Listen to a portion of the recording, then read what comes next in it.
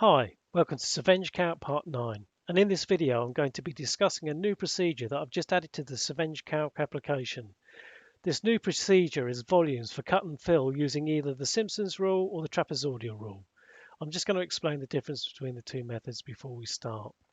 Okay, what we're seeing here is a trench that's going to be calculated by Simpsons Rule. And if you can imagine a trench running linearly, so this is running a linear trench here.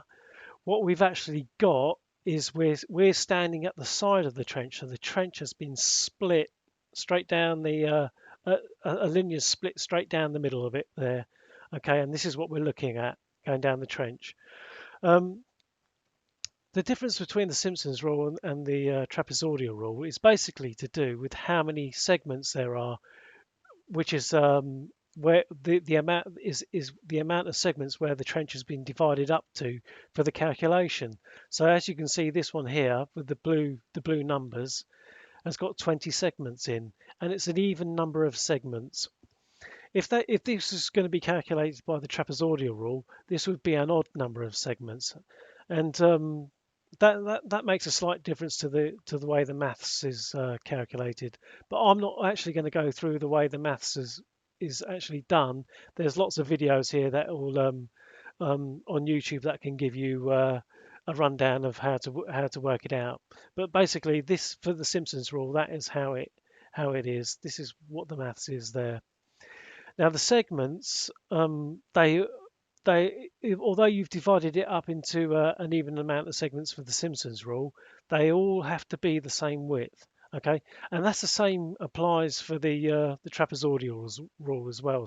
And when you've got that, use that to calculate firstly the area of the excavation, which is like a vertical area because we're coming down, and we'll use the plan width. So if you was up here and you was looking down onto the trench running along the ground there, the plan width is the actual width of the trench. So it's going from one side of the trench to the other side of the trench. That's the plan width, and that's what we'll use to multiply the area by to get the volume.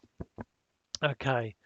What I've actually got here is I've got a theoretical elevation here, which is at 3.2 meters, and the trench has got a slope on it, which is a 2% slope.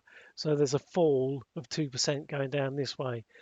So from the theoretical elevation there, we can calculate all the rest of these elevations going here at our segment width distance here, going down here. So basically, that's what we've got going down here.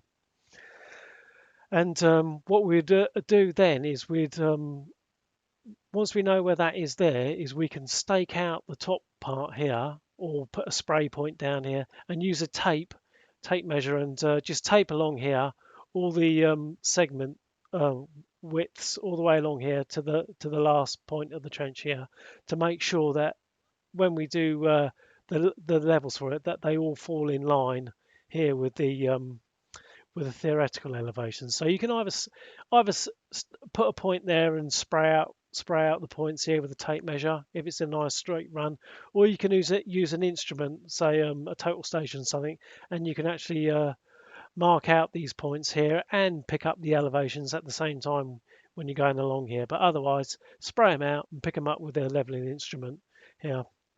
And once we got the elevations along the top, we can then calculate the distances between the two elevations, or the heights, and that's what these yellow values are here. They're basically the heights of between the differences of the elevations going here.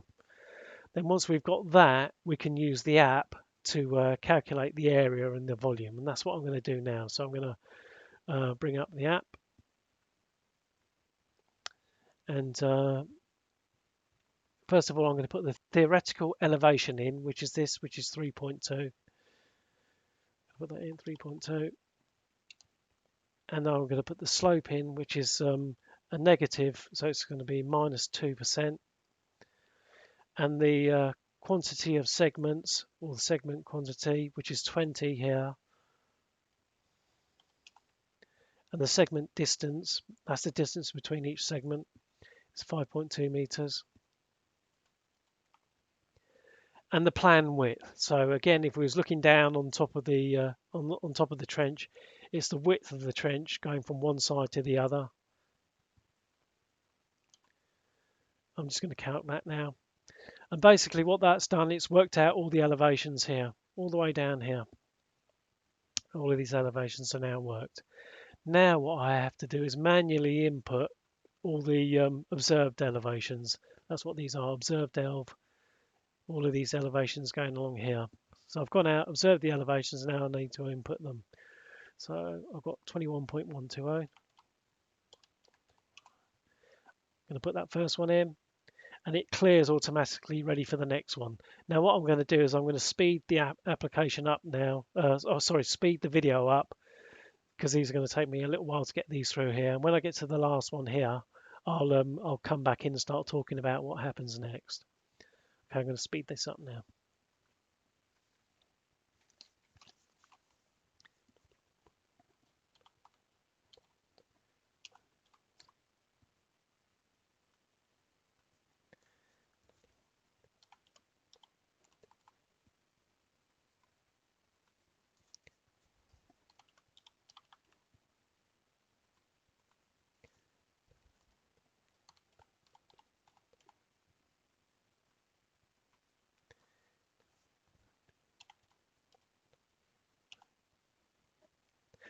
Right, okay, I'm just about to put in the last elevation now.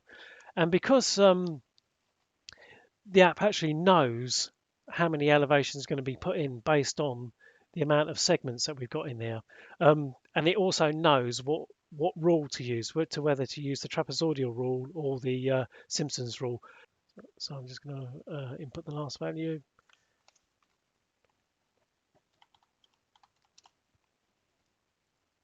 And there we go. Okay, that. So it's basically calculated out the area, which is all of this. That's like the vertical area there, and from with the vertical area and the plan width, it's now been able to give me the volume there, which is that there. So if we look here, we've got the same value here as what we've got here. That's the important part. So that's how you would calculate the volume for Simpsons Rule, and it would also do Trapezoidal Rule based on basically what you enter in here. If it's an odd number, Trapezoidal Rule, Simpsons Rule will be an even number. You can, if you've let me just reset that. If you haven't got any theoretical data or any observed data to work with, but you do have these values here, these ones here, for some reason you're working off a drawing, you want to work out the volumes here, or you've just got these distances, all you'd have to do is just put the theoretical elevation in as 0. The slope percent there is 0 as well. Obviously your segment quantity 20, and your segment distance, which is 5.2, and the width, same 5 meter width trench. Just calc that, and that would all come out as 0 as your theoretical elevations for down here will come out as 0. Then all you'd have to do is for the observed elevations is just input the heights here, these heights here, there, in here, and you'd get exactly the same result. And basically, folks, that is it. So you can now work out volumes within the SurvEngCalc application. Thank you very much.